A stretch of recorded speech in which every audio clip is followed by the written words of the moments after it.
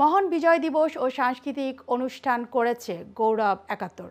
পূর্ব লন্ডনের ইলফোর্ডে মঙ্গলবার এই আয়োজন করা হয়। বিস্তারিত থাকছে আমাদের সহকর্মী জাহাঙ্গীর আলম শিকদারের প্রতিবেদনে।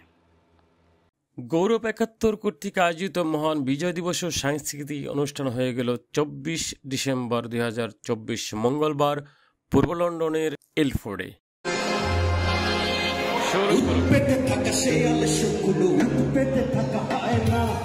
সংগঠনের সভাপতি আব্দুর রাজ্জাক মোল্লার সভাপতিত্বে কোরআন থেকে তেলাওয়াত ও গীতা পাঠের মধ্য দিয়ে অনুষ্ঠান শুরু হয়। সাধারণ সম্পাদক কবরুল ইসলাম কামাল ও যুগ্ম সাধারণ সম্পাদক কামরুজ্জামান দুলালের পরিচালনায় এ সময় সভায় উপস্থিত ছিলেন বিশেষ অতিথি যুক্তরাজ্য আওয়ামী লীগের সংগ্রামী সাংগঠনিক সম্পাদক জনাব আব্দুল আহাদ চৌধুরী।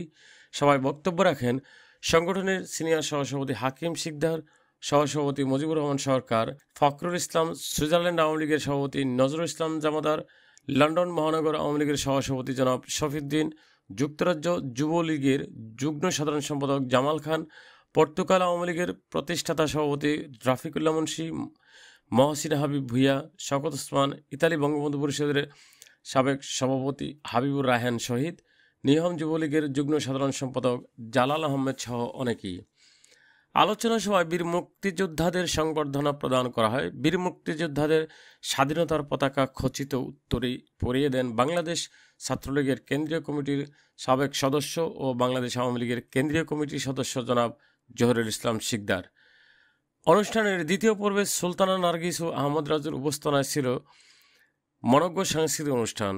জাতীয় সঙ্গীত দিয়ে দ্বিতীয় পর্বটি শুরু হয়।